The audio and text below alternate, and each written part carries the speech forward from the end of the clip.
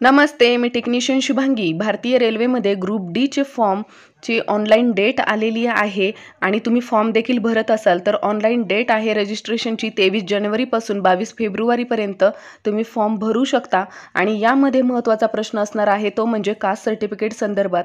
तर caste certificate तुम्हाला सेंट्रलचं हवं की स्टेट गव्हर्नमेंटचं कास्ट सर्टिफिकेट लागणार आहे. तर यामध्ये महत्त्वाचं हे लक्षात घ्या, ग्रुप डीचीच भरती काय, तुम्ही रेल्वेच्या कोणत्याही भरती घेतल्या तर हे सेंट्रल गव्हर्नमेंटची भरती असल्या कारणाने इथे सर्टिफिकेट देखील सेंट्रलच्याच धर्तीवर त्याच फॉर्मॅटमध्ये तुम्हाला ग्राह्य धरले जातात किंवा त्याच फॉर्मॅटमध्ये ते मागवण्यात येतात, व्हॅलिड धरले जातात. त्याच्यामुळे सेंट्रलचंच तुम्हाला कास्ट सर्टिफिकेट लागणार आहे. आणि यामध्ये तुमचं जे कास्ट सर्टिफिकेट आहे त्याची व्हॅलिड डेट म्हणजे ते जुनं असेल तर चालेल का किंवा कोणत्या डेटचं तुम्हाला पाहिजे हे पुढे तुम्हाला माहीत होईलच. परंतु यामध्ये आपण जे स्टेट गव्हर्नमेंटमध्ये पाहतो तर त्याच्यामध्ये OBC कॅटेगरीजमध्ये वेगळ्या कास्ट येतात आणि सेंट्रलमध्ये वेगळ्या येतात. आणि तुम्ही जेव्हा फॉर्म भराल तेव्हा तुम्हाला समोर दिसेल की OBC, SC, ST, EWS, EBC, open किंवा अनरिझर्व्ड अशा कॅटेगरीज तुम्हाला फॉर्म भरत असताना समोर दिसतील. आणि याच कॅटेगरीजचे तुम्हाला सर्टिफिकेट तिथे त्या फॉर्मॅटमध्ये अपलोड करायचे आहेत. तर OBC कॅटेगरीज जे आहे ते स्टेट गव्हर्नमेंटमध्ये जे कास्ट येतात त्याच्यामध्ये आणखी कास्ट इथे सेंट्रलसाठी इन्क्लूड होतात. तर त्याच्यामध्ये व्हिजे NTA, NT ब क ड आणि SBC या कास्ट आहेत ज्या स्टेट गव्हर्नमेंटमधील आहेत त्या तुम्हाला सेंट्रल गव्हर्नमेंटमध्ये येतात आणि त्यांचे तुम्हाला सर्टिफिकेट देखील मिळतात. तर याच्यामध्ये महत्त्वाचं लक्षात घ्यायचं आहे ते म्हणजे कास्ट सर्टिफिकेट तुम्हाला कोणत्या लँग्वेजमध्ये पाहिजे आणि कास्ट सर्टिफिकेटचं जे व्हॅलिड इयर आहे ते काय हवं असणार आहे. तर कास्ट सर्टिफिकेट हे तुम्हाला इंग्रजी किंवा हिंदी या दोनच लँग्वेजमध्ये तुम्हाला तिथे पाहिजे आहे. मराठीमधलं कास्ट सर्टिफिकेट तुम्हाला चालणार नाही आहे. त्याचे फॉर्मॅट तुम्हाला पुढे दाखवते, त्याच फॉर्मॅटमध्ये तुम्हाला कास्ट सर्टिफिकेट हवं असणार आहे. आणि त्यानंतर जर व्हॅलिड डेट म्हणत असाल तर त्याच्यामध्ये तुम्हाला 1 एप्रिल म्हणजे जे आपलं इकॉनॉमिकल इयर असतं, जे आर्थिक वर्ष असतं त्याच्यामध्ये वित्तीय वर्षामधलंच ते तुमचं कास्ट सर्टिफिकेट असणार आहे. 1 एप्रिल ते 31 मार्च या तुमच्या वर्षामधलंच तुमचं कास्ट सर्टिफिकेट हवं असणार आहे. त्याच्या अगोदरचं असेल तर ते ग्राह्य धरण्यात येत नाही, कारण की त्या कास्ट सर्टिफिकेटनुसारच तुम्ही रिझर्वेशन घेतलेलं असतं. त्या अंतर्गत त्या कोट्यामध्येच तुमची जे देखील मेरिट लिस्ट असते त्यानुसार तुमची निवड झालेली असते. त्याच्यामुळे जे कास्ट सर्टिफिकेट आहे ते तुमचं व्हॅलिड असणंच गरजेचं आहे. आता तुम्ही फॉर्म भरत असताना फॉर्म भरणार आहात ते म्हणजे तुम्ही 22 फेब्रुवारीपर्यंत 2025 तर तुमचं कास्ट सर्टिफिकेट हवं असणार आहे ते म्हणजे तुमचं 1 एप्रिल 2024मध्ये तुम्ही काढलेलं असलं पाहिजे. म्हणजे 1 एप्रिल 2024 नंतरचं कधीही काढलेलं तुमचं कास्ट सर्टिफिकेट चालणार आहे, कारण की ते व्हॅलिड असतं. ते 31 मार्च 2025 पर्यंत ते व्हॅलिड असणार आहे. त्याच्यामुळे या वित्तीय वर्षातलंच तुमचं कास्ट सर्टिफिकेट ग्राह्य धरण्यात येतं, जुनं कास्ट सर्टिफिकेट चालत नाही. आता यामध्ये पण आणखी काही फरक आहेत. तर ते म्हणजे जर तुम्ही SC किंवा ST कॅन्डिडेट असाल तर यांच्यासाठी महत्त्वाची सवलत म्हणजे SC आणि ST कॅन्डिडेट हे स्टेट गव्हर्नमेंटमध्ये आणि सेंट्रल गव्हर्नमेंटमध्ये देखील ते त्याच कोट्या अंतर्गत येतात SC आणि ST मध्ये. परंतु तुम्ही जर सेंट्रल गव्हर्नमेंटचा फॉर्म भरत आहे तर तुम्हाला सेंट्रल गव्हर्नमेंटच्याच फॉर्मॅटमध्ये तुम्हाला कास्ट सर्टिफिकेट बनवून घेणं गरजेचं आहे. आणि याची व्हॅलिड डेट देखील 3 वर्षापर्यंतच याची व्हॅलिड डेट असते. त्याच्यानंतर देखील SC आणि STचं जे तुमचं कास्ट सर्टिफिकेट आहे ते चालत नाही, ते जुनं चालत नाही 3 वर्षापूर्वीचं. त्याच्यामुळे तुम्ही फॉर्म भरत असताना हे लक्षात घ्या की ते तुमचं कास्ट सर्टिफिकेट 3 वर्षामधीलच असलं पाहिजे. जास्तीत जास्त तुम्ही प्रयत्न करा, 4 ते 5 दिवसांमध्ये तुमचं कास्ट सर्टिफिकेट बनवून मिळतं.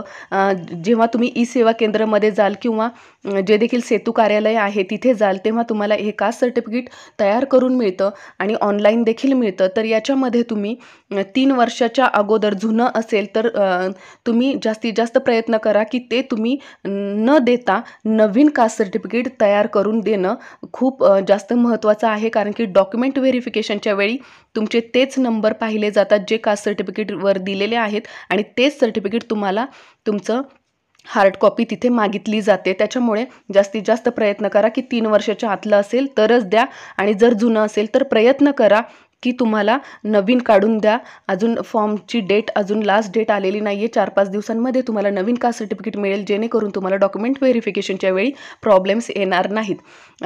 आणि त्यानंतर महत्त्वाचं असणार आहे OBCसाठी. SC ST कॅन्डिडेट्सचे प्रश्न संपले असतील. आता OBCसाठी जे OBC NCL आहे ते देखील तुम्हाला याचं व्हॅलिड डेट असते 1 वर्षाची, कारण की दरवर्षी उत्पन्नाचा आपला दाखला द्यावा लागतो आणि म्हणजे वार्षिक जे इन्कम आहे त्याचा आपण सर्टिफिकेट जोडल्यानंतरच NCL मिळतं आणि OBCचं कास्ट सर्टिफिकेट आपल्याला सेंट्रलच्या धर्तीवर मिळतं. तर याचं जे व्हॅलिड डेट आहे ती 1 वर्षापर्यंतच चालते. वित्तीय वर्ष जे सांगितलं 1 एप्रिल ते 31 मार्चपर्यंतच याची व्हॅलिड डेट असते किंवा हे ग्राह्य धरण्यात येतं. त्याच्यामुळे जुनं असेल तर ते देऊ नका. 1 एप्रिल 2024च्या पूर्वी काढलेलं असेल तर ते देऊ नका. 4-5 दिवसांमध्ये तुम्हाला नवीन काढून मिळेल तर ते देऊ शकता. आणि त्याच धर्तीवर तुम्हाला रिझर्वेशन मिळतं, त्याच्यामुळे तुम्ही जुनं OBCचं कास्ट सर्टिफिकेट देऊ नका. OBCमध्ये सेंट्रल गव्हर्नमेंटमध्ये कोणत्या कास्ट येतात, कोणत्या कास्ट कॅटेगरीज येतात हे मी तुम्हाला सांगितलं आहे. त्यानुसार तुम्ही कास्ट सर्टिफिकेट OBC NCL काढून घेऊ शकता आणि ते दरवर्षी रिन्यू करावं लागतं. त्याच्यामुळे आत्ता तुम्ही नवीन कास्ट सर्टिफिकेट काढून घ्या सेंट्रलच्या बेसिसवर, त्या फॉर्मॅटमध्ये हिंदी किंवा इंग्लिशमध्येच त्याची लँग्वेज असावी याच्यामध्ये काढून घ्या आणि ते तुम्हाला डॉक्युमेंट व्हेरिफिकेशनच्या वेळी देखील चालणार आहे. त्याच्यामुळे तुम्ही नवीनच कास्ट सर्टिफिकेट काढून घेणं गरजेचं आहे. याच्यानंतर महत्त्वाचं असणार आहे ते म्हणजे EWS कॅटेगरीजसाठी जे आहे इकॉनॉमिकली विकर सेक्शन EWS यांच्यामध्ये EBC आणि EWS याच्यामध्ये काय नेमका फरक आहे याच्यावर आपण सेपरेट व्हिडिओमध्ये माहिती घेतलेली आहे. तर EWSमध्ये ज्यांना देखील सर्टिफिकेट आहे ते सेंट्रलचंच खरं तर ही योजना आहे, त्याच्यामुळे त्यांच्याकडे हे सर्टिफिकेट सेंट्रलच्याच बेसिसवर असणार आहे EWS कॅटेगरीजमध्ये. तर हे फक्त EWS हे ओपन किंवा अनरिझर्वड कास्ट कॅटेगरीज आहेत. ओपन किंवा अनरिझर्वड त्यांच्यासाठीच EWS असतं. जे इकॉनॉमिकली विकर सेक्शन आहे ते त्या अंतर्गत रिझर्वेशन घेणार असतील तर त्यांना देखील EWSचं सर्टिफिकेट हे सेंट्रल बेसिसवरच त्यांच्याकडे असायला पाहिजे. आणि त्यानंतर जे देखील EBC सर्टिफिकेट आहे तर ते देखील EBCमध्ये तुम्ही या सर्टिफिकेट संदर्भात जर इकॉनॉमिकली बॅकवर्ड क्लास EBC मध्ये तुम्ही पाहत असाल तर ज्यांचं वार्षिक उत्पन्न 50,000च्या कमी आहे त्यांच्यासाठी EBC सर्टिफिकेट असतं. परंतु हे सर्टिफिकेट कोणत्याही जॉब रिझर्वेशनसाठी नाही आहे, तर हे फक्त तुम्हाला फीमध्ये कन्सेशन पाहिजे, फीमध्ये सवलत पाहिजे याच्यासाठी EBC सर्टिफिकेट असतं. आणि ते तुम्हाला अपलोड करायचं असेल, द्यायचं असेल तर ते देखील तुम्हाला सेंट्रलच्या धर्तीवरच सेंट्रलच्या फॉर्मॅटमध्येच तुम्हाला पाहिजे असणार आहे. त्याच्यामुळे जर तुम्ही म्हणत असाल आमच्याकडे हे कोणतेही सर्टिफिकेट नाही आहेत किंवा आम्हाला ते काढणं शक्य नाही आहे तर आम्ही फॉर्म कसा भरायचा, आम्ही ओपन किंवा अनरिझर्वडमध्ये येत नाही, तर तरी देखील तुम्ही ओपन किंवा अनरिझर्वड कॅटेगरीमध्ये फॉर्म भरू शकता जर तुमच्याकडे हे सर्टिफिकेट नाही आहेत तर. परंतु जास्तीत जास्त प्रयत्न करा तुम्ही कास्ट सर्टिफिकेट काढून घेण्याचं, त्याच्यामुळे त्याचं रिझर्वेशन तुम्हाला मिळून त्याचा नक्कीच फायदा तुम्हाला होणार आहे. आणि याच्यामध्ये जर तुम्ही पाहत असाल तर याचे फॉर्मॅट पुढे दिलेले आहेत. SC ST कॅन्डिडेट्ससाठी जे हे तुम्हाला समोर दिसत आहेत ते फॉर्मॅट आहे. तुमचं नाव लिहायचं आहे, तुमच्या वडिलांचं नाव, तुमचे डिस्ट्रिक्ट नेम, स्टेट नेम आणि त्यानंतर जे शेवटी दिसत आहे ते म्हणजे सिग्नेचर. जे देखील इश्यू करणार आहेत कास्ट सर्टिफिकेट तुमचं त्यांचं सिग्नेचर असणार आहे, सील असणार आहे, स्टॅम्प असणार आहे. म्हणजे कोण इश्यू करणार आहे तर डिस्ट्रिक्ट मॅजिस्ट्रेट किंवा डेप्युटी कमिशनर वगैरे यांची नावं इथे तुम्हाला समोर दिसत असतील. तर हेच ऑफिसर्स इथे इश्यू करतात आणि त्यांचंच नाव तिथे असतं आणि त्यांचं सिग्नेचर असतं आणि तुम्हाला फॉर्ममध्ये देखील ते लिहायचं असतं की कोणी ते तुमचं कास्ट सर्टिफिकेट इश्यू केलेलं आहे. त्यानंतर OBC NCL जे सर्टिफिकेट आहे त्याचं देखील फॉर्मॅट तुम्हाला दिसत आहे. तर याच्यामध्ये देखील तुमचं नाव, डिव्हिजन म्हणजे डिस्ट्रिक्ट नेम वगैरे हे सगळी माहिती भरल्यानंतर डिस्ट्रिक्ट मॅजिस्ट्रेट किंवा डेप्युटी कमिशनर यांची सिग्नेचर असते, त्यांचं सील असतं आणि तेच इश्यू करतात. जे इश्यू करतात त्यांचं नाव तुम्हाला तिथे लिहावं लागणार आहे.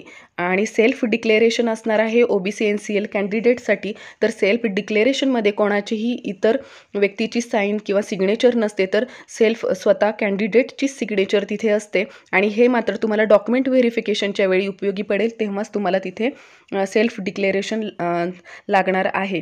तर याच्यामध्ये एक तर लक्षात घ्या, व्हॅलिड इयर असतं, म्हणजे 1 वर्षाचंच आहे तुमचे OBC NCLसाठी आणि SC STसाठी 3 वर्ष चं व्हॅलिड इयर आहे. त्यानंतर EWSचं जे सर्टिफिकेट आहे ते देखील तुम्ही सेंट्रलच्याच बेसिसवर तुम्ही इथे पाहू शकता. इंग्लिशमध्येच लँग्वेज आहे, तर इंग्लिशमधूनच तुमचा तो फॉर्मॅट असायला पाहिजे. इथे तुमचा पासपोर्ट साईज फोटो आहे, त्यानंतर व्हॅलिड इयर आहे. ही सर्व माहिती देऊन त्यानंतर कोण इश्यू करणार आहे हे सर्टिफिकेट, त्यांचं तिथे नाव येणार आहे, सिग्नेचर येणार आहे. त्यानंतर शेवटी महत्त्वाचं म्हणजे EBC सर्टिफिकेटचा देखील इथे समोर तुम्हाला फॉर्मॅट दिसत आहे. त्या फॉर्मॅटमध्येच तुम्हाला ते EBC सर्टिफिकेट द्यायचं आहे फीमध्ये कन्सेशन घेण्यासाठी. तर अशा प्रकारे तुम्हाला समजलं असेल कास्ट सर्टिफिकेट संदर्भात, की जेव्हा तुम्ही सेंट्रलचा फॉर्म भरत आहे तर सेंट्रल बेसिसवरच तुमचं कास्ट सर्टिफिकेट असणं गरजेचं आहे आणि त्यासोबतच तुमचे जुने कास्ट सर्टिफिकेट चालणार नाही आहेत.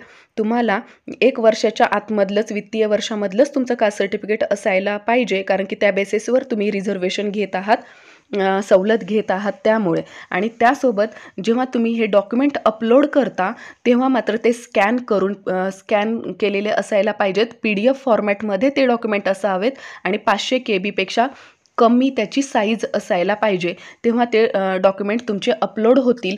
या सगळ्या गोष्टी तुम्ही लक्षात घ्या. जर तुमचे इंग्लिश किंवा हिंदीमध्येच तुमचे हे सर्टिफिकेट असतील, कास्ट सर्टिफिकेट वगैरे त्या फॉर्मॅटमध्ये असतील तरच ते कन्सिडर केले जातील, नाहीतर कन्सिडर केले जात नाहीत. डॉक्युमेंट व्हेरिफिकेशनच्या वेळी तुम्हाला डिस्क्वालिफाय केलं जातं. त्याच्यामुळे कास्ट सर्टिफिकेट संदर्भात अजूनही तुम्ही जास्तीत जास्त लक्ष देऊन ह्या गोष्टी करायला पाहिजेत, कारण की अगोदर देखील बऱ्याच व्हिडिओजमध्ये सांगितलेलं होतं कास्ट सर्टिफिकेट हे सेंट्रल बेसिसवरच पाहिजे, कारण की सेंट्रलमध्ये तुम्ही रिझर्वेशन घेत आहात, त्या बेसिसवर तुमचं मेरिट लागणार आहे, तर तुम्हाला सेंट्रलचंच कास्ट सर्टिफिकेट चालणार आहे. तर अशा प्रकारे आजच्या व्हिडिओमध्ये सांगितलेली माहिती जर तुम्हाला आवडली असेल तर चॅनलला प्लीज सबस्क्राईब, लाईक करा आणि शेअर करा. पुन्हा भेटूया अशाच महत्त्वपूर्ण माहितीसह. तोपर्यंत धन्यवाद.